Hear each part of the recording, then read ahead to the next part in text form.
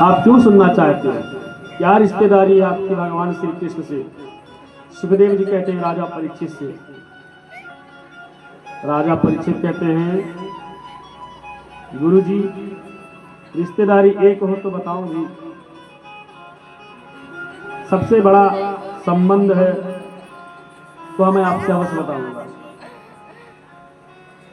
पितामहां ने हमारे मरंजया देव तदया तिरस्तैति मंगले दुरस्तन कौर सैन्य सागरम पितावतारन वंश पदम समम प्रत्यापलवः। कहा परीक्षित जी कहते हैं कि जब मेरे पितामहों के सामने कौरव की सागर सामने उमड़ पड़ा था तो मेरे पितामह तो भगवान श्री कृष्ण ने अपनी नैया में अपनी नाव में बैठाकर उस भव सागर से ऐसे पार कर दिया जैसे कोई बछड़ा एक छोटा सा गड्ढे को लांघ जाता है। कौरव रूपी महासागर, इतने बड़े महासंग्राम महासमर महाभारत के रण में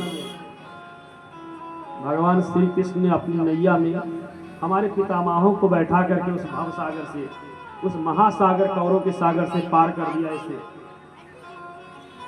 तो एक तो संबंध ये है कि उन्होंने अपने नौका में बैठाकर महाभारत के समर को मेरे पितामहों को पार कर दिया, इसलिए वो हमारे प्रिय हैं, हमारे स्वजन हैं।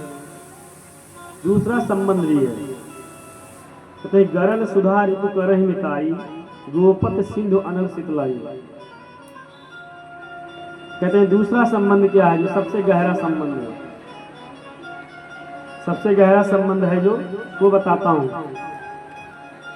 कहते हैं कि तुम्हारे दादाओं के ऊपर कृपा हुई और तुम पर क्या कृपा हुई?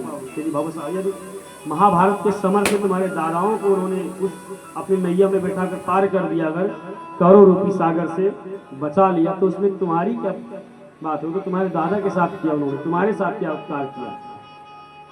तब परीक्षित कहते हैं गुरुदेव मैं क्या बताऊं महाराज, मेरा नाता तो माँ के पेट से है। जब मैं माँ के पेट में था, गर्भ में था, उस समय महाभारत के बाद में अश्वत्थामा ने छोड़ दिया तो मेरी माँ उत्तरा दौड़ दौड़ के भगवान श्री कृष्ण के चरणों में जाके गिर गई, पाहिमाम करते हुए। भगवान श्री कृष्ण ने चतुर्भुज रूप में माँ के गर्भ में आकर के मेरे प्राणों की रक्षा की, और जो माँ के गर्भ में साथ में रहे उसे सहोदर कहते हैं, भाई कहते हैं। तो मेरा तो दो नाता है।